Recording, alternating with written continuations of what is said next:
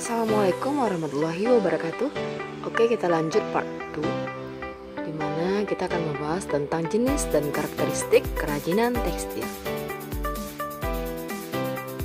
Jenis dari kerajinan tekstil itu terbagi menjadi dua, yaitu struktural teknik dan dekoratif teknik. Struktural teknik itu susunan dari garis, bentuk, warna, dan tekstur dari suatu kerajinan tekstil yang dibentuk dari bahan yang dijalin sesuai teknik pembuatannya. Misalnya tas yang dibuat dengan teknik rajut. Sedangkan dekoratif teknik adalah sentuhan atau perlakuan yang diberikan pada permukaan busana yang memberikan efek visual dan memperindah penampilan. Misalnya tas kain katun yang dijahit lalu diberi hiasan dengan sulam pita.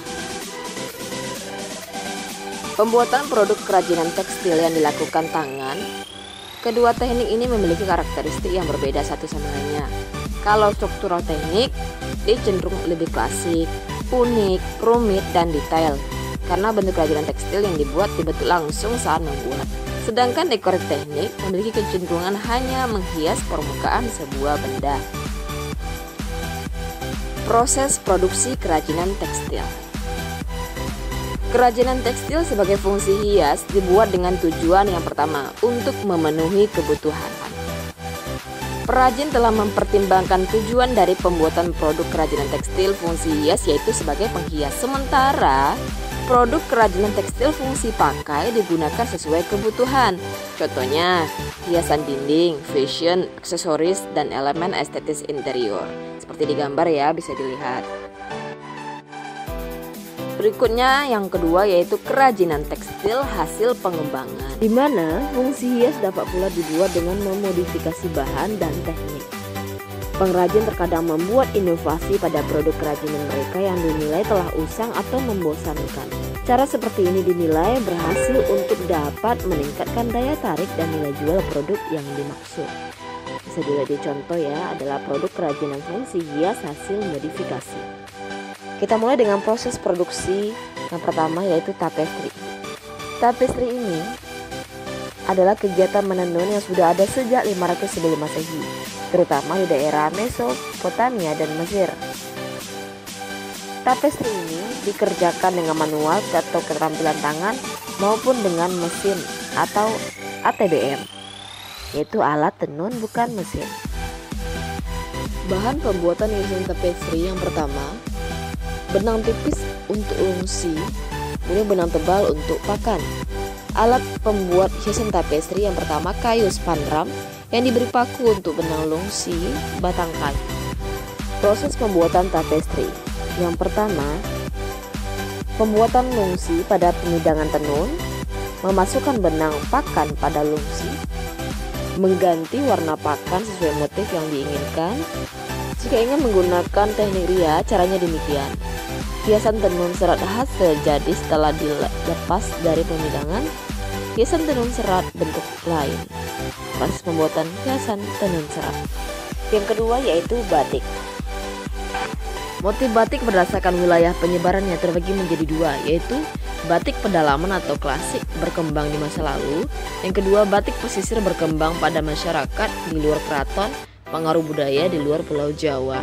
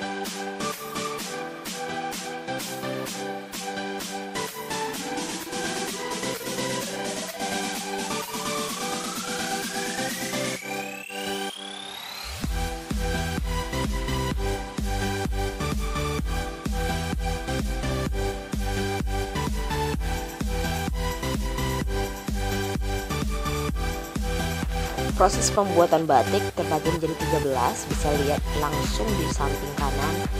Yang sebelah kiri keterangan, sebelah kanan hasilnya, bentuknya seperti apa. Bisa di screenshot kalau mau lihat lebih jelas ya anak-anak ibu.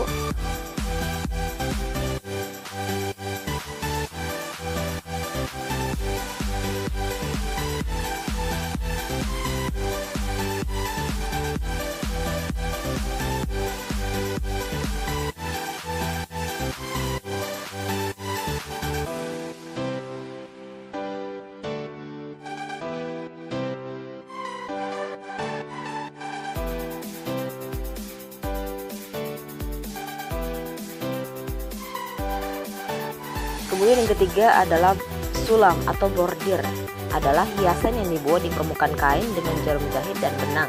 Ada beberapa macam tusuk jarum ya, jenis tusuk dasar.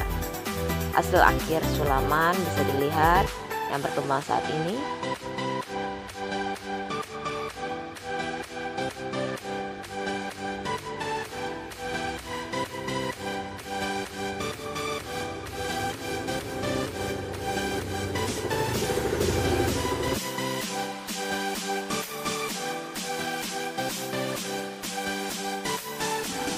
Kemudian berikutnya yang keempat adalah jahit aplikasi. Jenis-jenis jahit aplikasi yang pertama ada online, jahit aplikasi standar. Kemudian yang kedua ada inlay, jahit aplikasi sisip. Kemudian yang ketiga ada aplikasi potong motif. Yang keempat ada jahit aplikasi lipat potong. Ya, dan yang kelima adalah jahit aplikasi pengisian.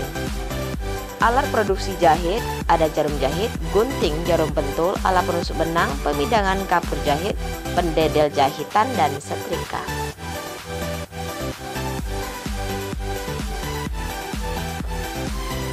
Bahan jahit produksi aplikasi ada dua. Yang pertama benang jahit atau benang sulam, yang kedua kain bermotif, kain polos atau kain felt. Di samping merupakan proses pembuatan jahit produksi aplikasi. Ya, berikutnya adalah kemasan produk kerajinan tekstil. Adapun fungsinya yang pertama menjual produk, melindungi produk, memudahkan penggunaan produk, dan yang terakhir memperindah penampilan produk. Berikut ini adalah contoh proyek dari kerajinan tekstil. Untuk proyek portofolio serta praktek kerajinan tekstil nanti diinfokan di grup WA ya. Ditunggu. Jangan lupa anak ibu belajar di rumah, ringkas seperti biasanya, like, komen, dan subscribe. Assalamualaikum warahmatullahi wabarakatuh.